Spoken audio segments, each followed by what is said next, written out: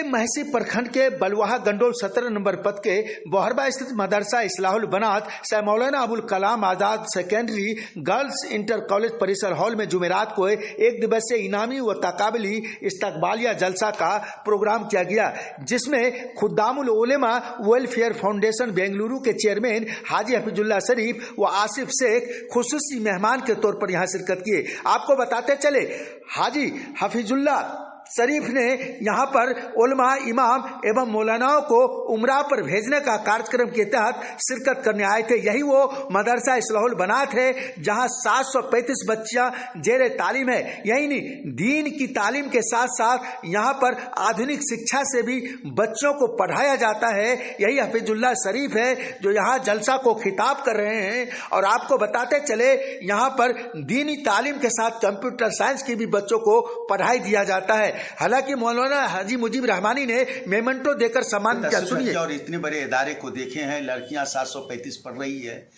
कैसा लगा आपको ये इदारा? ये तो बड़ा अच्छा सवाल है आपका।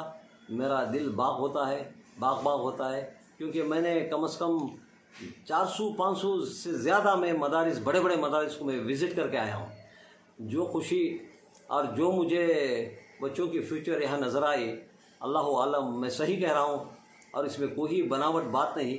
जो बच्चे 735 बच्चे डिसिप्लिनरी से यूनिफॉर्म पहन के वो आते हैं। और सबसे बड़ी बात खुशी की, यहाँ तो तालीम दिए जाते हैं लेकिन यहाँ कोई रिहाइश और ताम का कोई इंतज़ाम नहीं।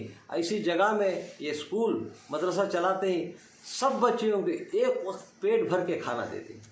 एक वक्त का खाना हर दिन देना ये तारीफ़ के काबिल है। और पता नहीं तालीम बच्चियों को, जो लड़कियों को जो तालीम का जो इंतज़ाम है, मैंने तो कहीं नहीं देखा। मेरा तो ऑल ओवर इंडिया में 15-16 स्टेट में मैं घूम चुका हूँ।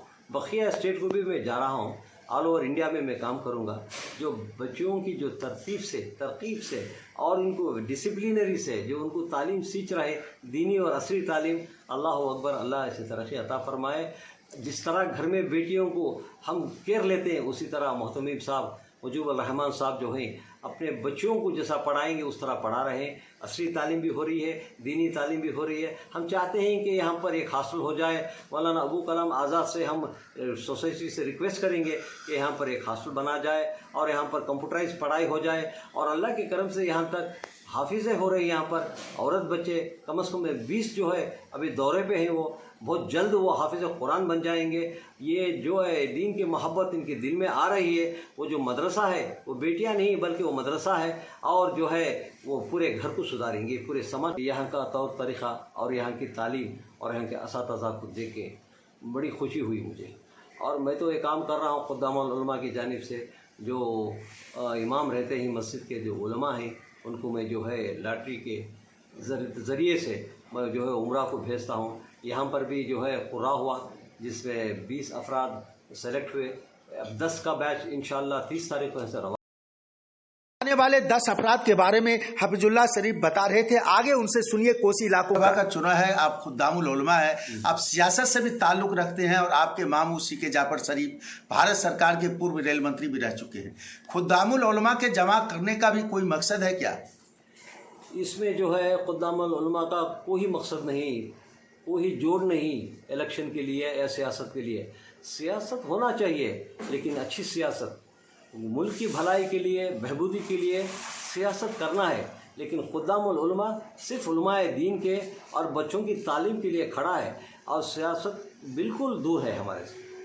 पूरे अभी तक में कितने उलमा को आपने उमराह पर भेजा है अभी तक पूरे इंडिया से? अक्टूबर 3 से अब तक 140 पर 7 लोगों को, उलमाए दीन को, इमामों को मैंने उमरा भेज के कामयाब पाया हूँ। और आगे आने वाले दिनों में रमज़ान तक फिर 100 से ज़्यादा, 150 तक मेरा निशाना है। अल्लाह अगर चाहते उससे ज़्यादा मैं उलमा को उमरा कर।